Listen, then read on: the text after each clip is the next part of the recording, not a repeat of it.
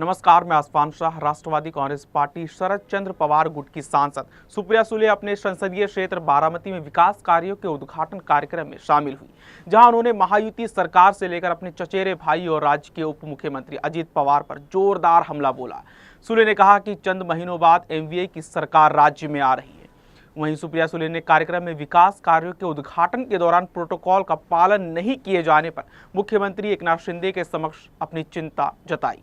आपको बता दें कि बारामती में मेडिकल कॉलेज के ऑडिटोरियम का उद्घाटन उप मुख्यमंत्री अजित पवार की पत्नी और राज्यसभा सांसद सुनेत्रा पवार ने किया। वहीं इस घटनाक्रम पर सुप्रिया सुले ने सोशल मीडिया प्लेटफॉर्म एक्स पर अपनी नाराजगी भी जाहिर की। उन्होंने लिखा कि मंगलवार को ऑडिटोरियम का उद्घाटन किया गया, लेकिन कार्यक्रम के बैनर में शरद पवार, उप मुख्यमंत्री अजित पवार और मेरा नाम शामिल नहीं था।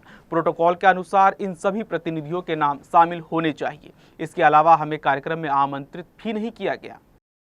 तिथे राज्यसभेचे खासदार आदरणीय पवारसाहेब त्यांचं नाव दिसलं नाही आणि माझंही दिसलं नाही. माझं नाव दिसल्याचं दुखणं मला अजिबात नाही, पण प्रोटोकॉलप्रमाणे स्थानिक आमदार अजितदादांचं तर नाव असायलाच पाहिजे होतं. त्यांना आमंत्रण होतं का नाही ह्याची मला माहिती नाही, पण मला आणि आदरणीय पवारसाहेबांना आमंत्रण नव्हतं.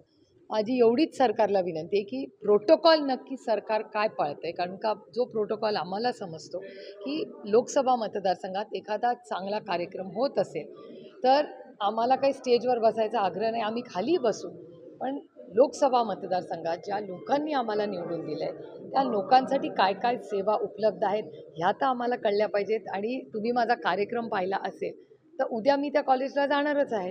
हा कार्यक्रम मी उद्या कॉलेजला जाण्याचा कार्यक्रम हा 8-10 दिवसाआधी ठरवला असता.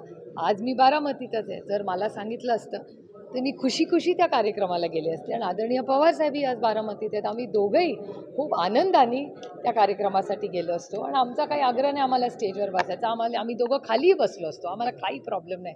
आम्हाला एवढंच होतं की बारामतीत आम्ही लोकप्रतिनिधी आहोत.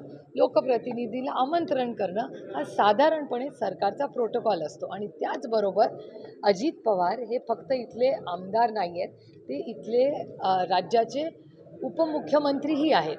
तर आमदार म्हणूनही नाव असलं पाहिजे आणि अर्थातच तो आमदार सरकारमध्ये आहे तर त्यांचं नावही असलं पाहिजे. आता त्यांना आमंत्रण दिलं होतं का नाही हे मला माहिती नाही, पण दुर्दैव आहे की महाराष्ट्र सरकार सातत्याने प्रोटोकॉल मोडतोय.